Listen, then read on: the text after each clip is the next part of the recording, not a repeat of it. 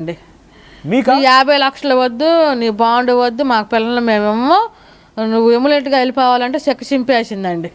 ₹1,00,00,000 check రాసిందండి. ₹1,00,00,000 ఇస్తానన్నా మీ వర్షిని ఇవ్వడం కోసం. అవునండి అనే చెక్ కాడ రాసిద్దండి.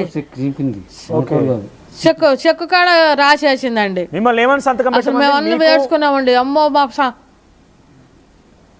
మాకు వర్షినికి సంబంధం లేదు, పూర్తిగా అమ్మ చేతిలో పెట్టేస్తున్నామని సంతకం పెట్టమందండి.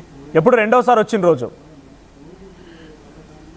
రెండోసారి వచ్చినప్పుడు మాకు భయం వేసిపోయి మా పిల్లోడు కానీ మేము కానీ నా పిల్లలేని రూపాయి మాకొద్దు, ఈ పాపిష్టి రూపాయి మాకొద్దు, పిల్లలు నమ్ముకున్న రూపాయి మాకొద్దు అని మేము ముగ్గురు ఏడిసి చెక్కి చింపేసామండి.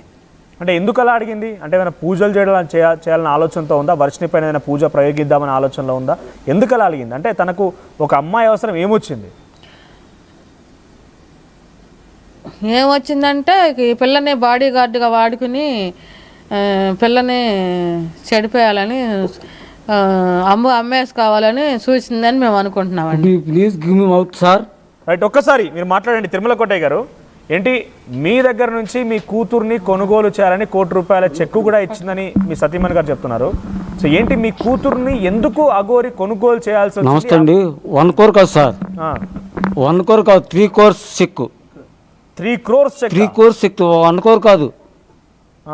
3 crores చెక్ రాస్తే ఆ చెక్కు మాకు వద్దని చెప్పి నా కొడుకు నా కూతురు ఉద్దేశించేశారు. మీ వర్షిని అప్పుడు ఏమనింది మరి? వర్షిని దగ్గర ఉందా? వర్షిని మీ దగ్గరే ఉందా అప్పుడు? లేదని ఇంకా మన దగ్గర జారలే, ఇంకా ట్రావెలింగ్లో కాదు. తిరుమల కోట గారు, ఇప్పుడు కాదు నేను అనేది. అప్పుడు ₹3 కోట్ల చెక్కు రాసి మీకు అఘోరి ఇస్తా అన్న సమయంలో వర్షిని చూసిందా ఇదంతా? వర్షిని ఏం చెప్పింది?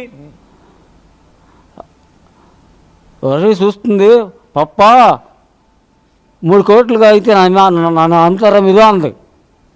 3 కోట్లు మీకు వస్తాయి కదా, నన్ను అమ్ముకోండి అని నిందా వర్షిని కూడా? 3 కోట్లు 10 కోట్లు ఇచ్చి నిన్నెందుకు అమ్ముతాం మేము?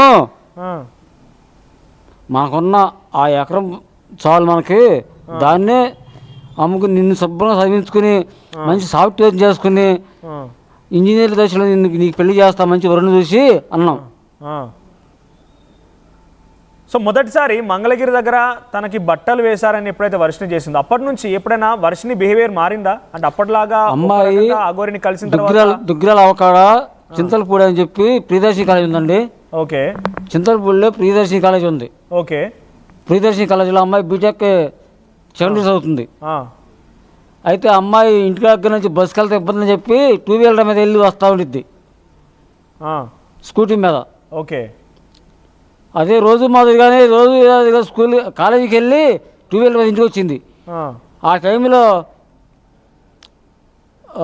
కాలేజ్ టోల్గేట్ దగ్గర జనసేన ఆఫీస్ దగ్గర లేడీగా అల్చల్లని చెప్పి టీవీలో ట్రోల్స్ పడుతున్నాయి. Okay, breaking news. ఓకే, అప్పుడు అంది, పప్ప వెళ్దాం పా, మన ఇద్దరం వెళ్ళి చూసేద్దాము అంది. నాకు బాగా రానులమ్మ అన్న. అయితే 2 వీలర్ ఉంది, ఆ పిల్లకి వేసుకుని వెళ్ళిపోయింది. ఓకే, వెళ్ళిపోతే అప్పటికే బట్టలు పొడ తీసి పోలీసు మీద తీసేసి పోలీసు శ్రీనివాసరావు గారిని రాయిపెట్టి కొడతాం, ఒక రిపోర్టర్కి కాలు మీద మోచిప్ మీద రాయిపెట్టి కొడతాం జరిగింది.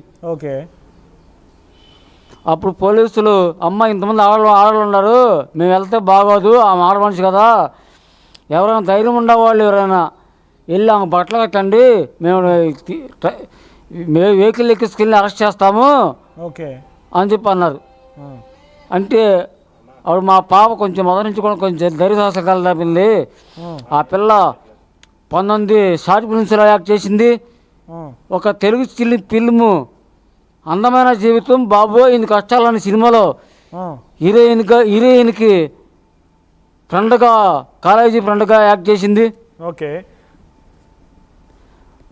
సుమన్ టీవీ యాంకర్లో సంక్రాంతి టైంలో నెల 18 రోజులు సుమన్ టీవీ యాంకర్గా అఘోరితో చేసిన తర్వాత మీ పాపలో ఏదైనా మార్పు వచ్చిందా? అంటే ఫోన్ నెంబర్ మార్చుకున్నారని చెప్పి మీ సతీమణి చెప్తున్నారు. ఆ రోజే ఏదో మీరు చెప్పిన ప్రకారంగా బట్టలు కట్టిన రోజు, ఆ తర్వాత తరచుగా అఘోరితో ఫోన్ మాట్లాడడం కానివ్వండి, మెసేజ్ చేయడం కానివ్వండి, ఏదైనా మార్పు వచ్చింది తన ప్రవర్తనలో?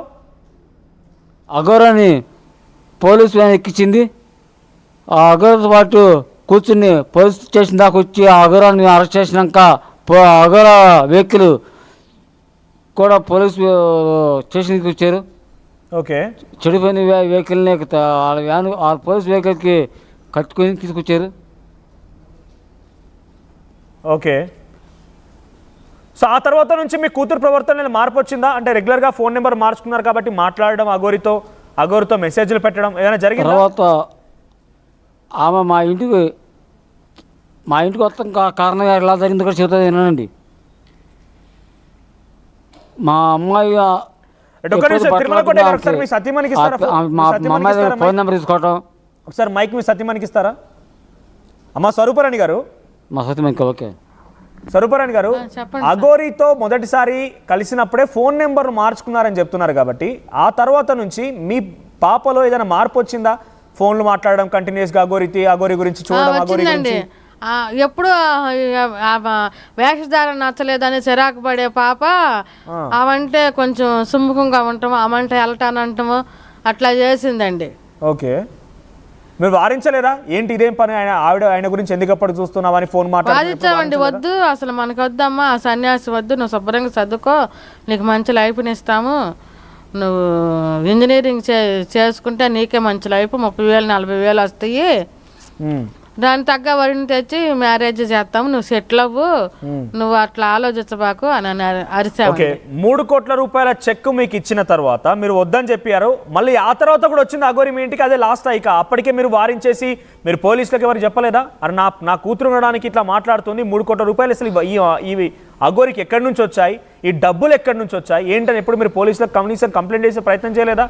మీ పాపనే కొడుతుందన్నారు, మీ బాబు హర్ష పైన దాడి చేస్తున్నారు. పోలీసు కంప్లైంట్ ఏం పెట్టలేదండి.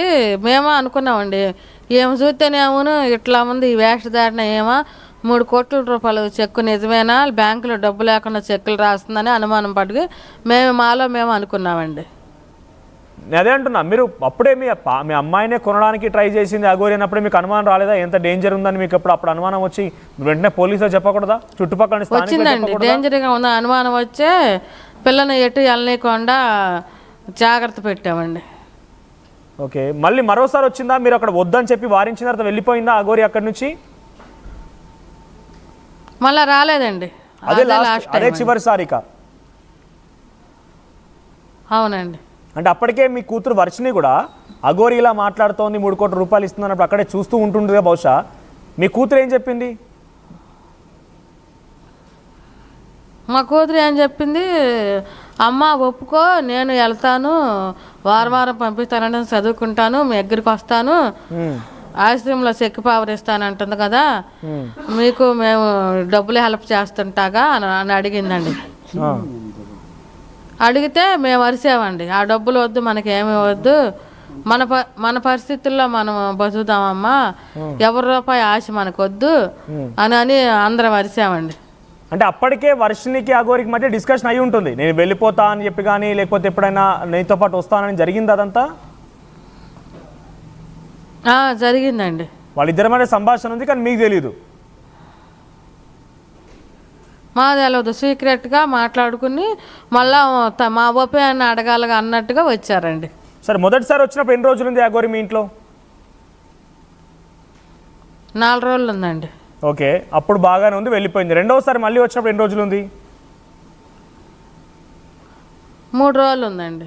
అంటే మొత్తం మీద వారం రోజులు ఉంది మీ ఇంట్లో. సో రెండవసారి వచ్చినప్పుడు మీ అమ్మాయిని కొనుగోలు చేయడం కోసం బేరం ఆడింది,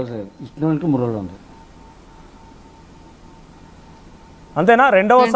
రెండవసారి మీ ఇంటికి వచ్చినప్పుడు మీ అమ్మాయిని నేను తీసుకెళ్తాను, నేను మీకు 3 కోట్ల రూపాయలు ఇస్తాను బేరం ఆడింది.